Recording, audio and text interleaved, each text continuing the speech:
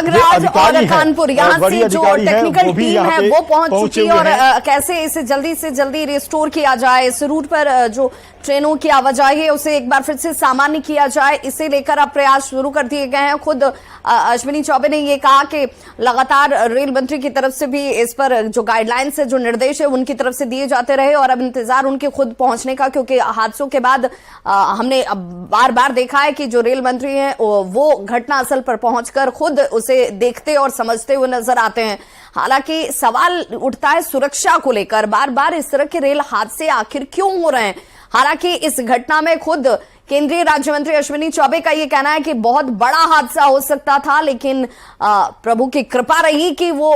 4 लोगों की मौत तक ही ये संख्या सीमित रह गई, लेकिन एक भी जान का जाना दुर्भाग्यपूर्ण है। और अगर ये लापरवाही है, अगर किसी तरह की कोई खामी रही तो वो किस स्तर की रही और क्या ऐसी चीजों पर विराम लगेगा। रेल हादसों को लेकर बार बार सुरक्षा को लेकर सवाल उठ रहे हैं कि आखिर क्यों इस तरह के रेल हादसे होते नजर आते हैं, जहां पर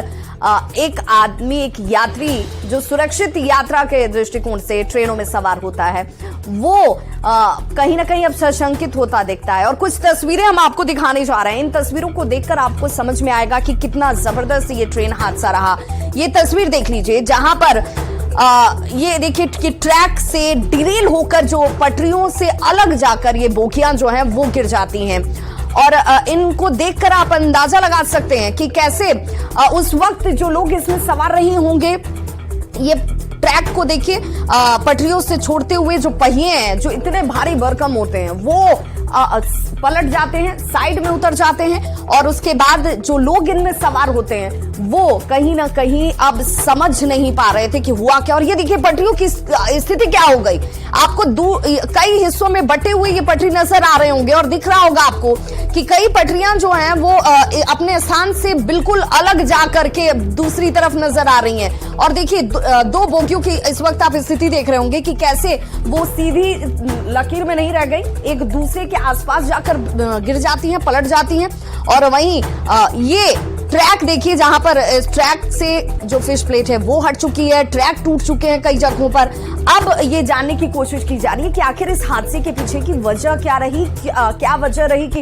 ये ट्रैक को तोड़ते हुए और उससे हटते हुए जाकर पलट जाती हैं। अब इसे लेकर जांच पड़ताल जो है वो शुरू की जा रही है। अधिकारियों की टीम जो है वो घटनास्थल पर रवाना हो चुकी है और जरा ये तस्वीर देख लीजिए जहां पर 21 बोगियां जो हैं वो डिरेल हो चुकी हैं और तस्वीर को देखकर अंदाजा आप लगा सकते हैं। हालांकि राहत, बार बार ये कहा जा रहा है कि 4 लोगों की जान गई है, जो औपचारिक तौर पर जानकारी दी जा रही है। 80 लोग जख्मी हैं जिनका इलाज इस वक्त हो रहा है और ज्यादातर कैजुअलिटी जो बताई जा रही है लोगों को हेड और लेग इंजरी की है। हमारे सहयोगी लगातार अमित और रजनीश हमारे साथ जुड़े हुए हैं। रजनीश, चूंकि बार बार ये कहा जा रहा है कि हादसा बहुत बड़ा हो सकता था, लोगों की जान ज्यादा जा सकती थी, लेकिन यहाँ स्पीड जो है वो कम रही और शायद ये भी एक बड़ी वजह रही कि ज्यादा लोगों की जान नहीं गई है। लेकिन जिस तरह की कैजुअलिटी दिखती है, ज्यादातर किस तरह के लोग कैजुअलिटी का शिकार हुए हैं?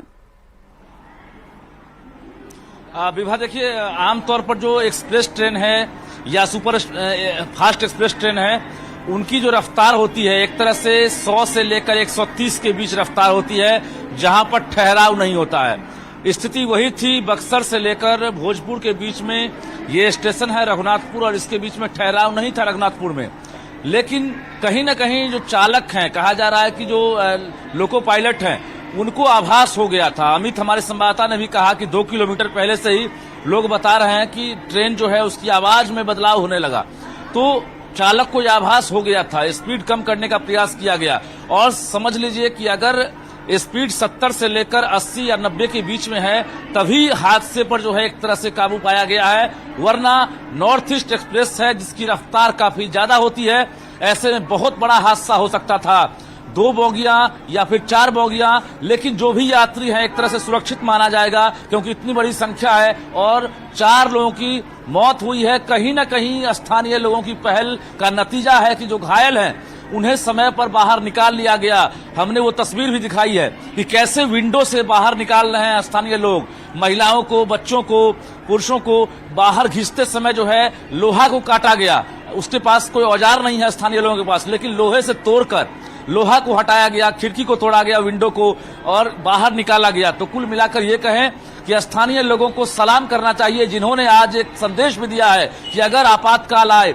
ऐसी स्थिति आए, तो हर किसी को बिना प्रशासन के इंतजार की मदद के लिए आगे बढ़ना चाहिए, जिसका नतीजा है कि आज घायलों की संख्या जरूर बढ़ी है, लेकिन मृतकों की संख्या कम हुई है। और जो घायल हैं, मैं बता दूं आपको कि रजनीश, लोको पायलट के बारे में कोई जानकारी मिल रही है क्या? क्या वो भी इंजर्ड है क्या? क्योंकि उनकी तरफ से कोई ऑफिशियल बयान या उनके बयान के बाद ये पता चल सकता है कि क्या सचमुच हादसे को लेकर के उन्हें अंदेशा हो गया था, उस वजह से स्पीड कम करने का प्रयास किया गया और ये वजह रही कि हादसा बहुत ज्यादा भयावह नहीं रहा, लोगों की जान ज्यादा बच पाई, कैजुअलिटी सिर्फ 4 लोगों तक सीमित रही?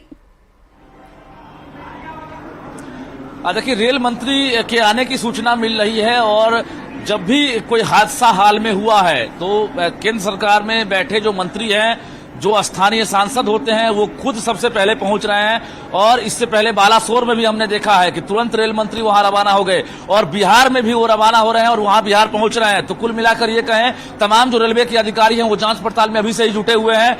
खबर ये आ रही है कि जो रेलवे के लोको पायलट हैं,